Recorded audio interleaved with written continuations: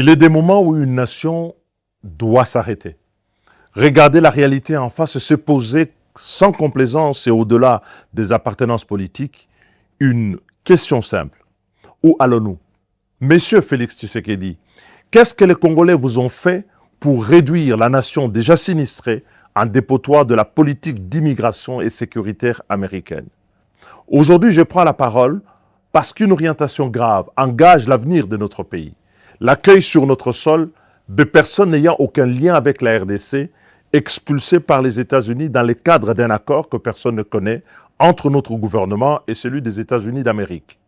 Comment d'ailleurs est-on passé de l'annonce gouvernementale officielle d'un transfert temporaire d'immigrants en séjour irrégulier aux États-Unis vers désormais une discussion sur l'importation éventuelle des combattants alliés des États-Unis ayant combattu en Afghanistan sous le sol national congolais?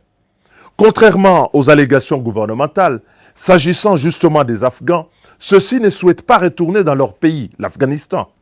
Face au refus du gouvernement américain de les accueillir aux États-Unis, aussi bien sous la présidence du président Biden que Trump, la République démocratique du Congo deviendra pour le coup leur destination finale.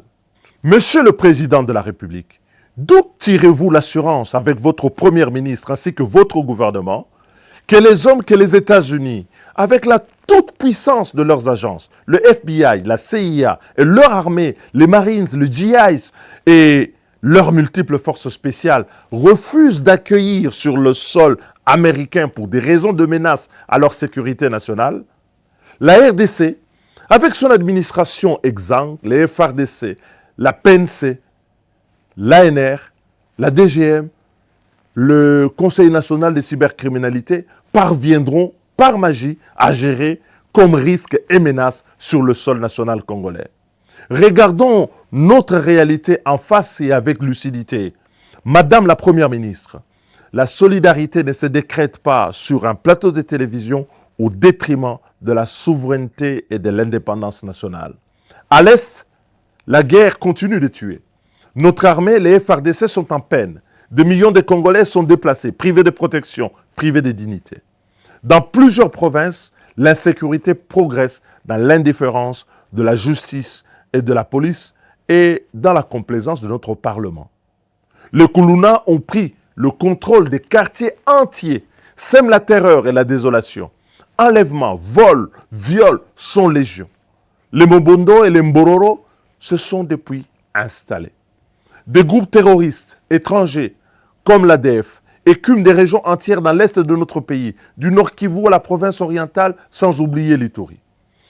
Qu'avez-vous aliéné à ce point aux États-Unis, M. Tshisekedi, pour que tout cela ne suffise pas à vous dissuader d'ajouter à la misère déjà indescriptible de notre peuple de nouvelles causes d'insécurité en important des problèmes d'immigration et de sécurité que les États-Unis ne parviennent pas à gérer et que, manifestement et de toute évidence, vous ne parviendrez pas non plus à gérer, seulement à pouvoir peut-être le léguer demain aux générations futures.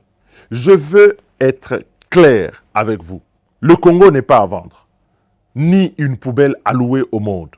Arrêtez cette politique, M. Tshisekedi. Revenez au sens de votre serment en ne vous laissant guider pour une fois que par l'intérêt général et mettre toutes vos forces pour maintenir l'indépendance de notre pays.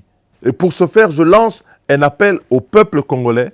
Venez au secours de la nation en danger et aujourd'hui elle est menacée parce que les décisions de notre gouvernement l'exposent à des plus grands périls pour demain.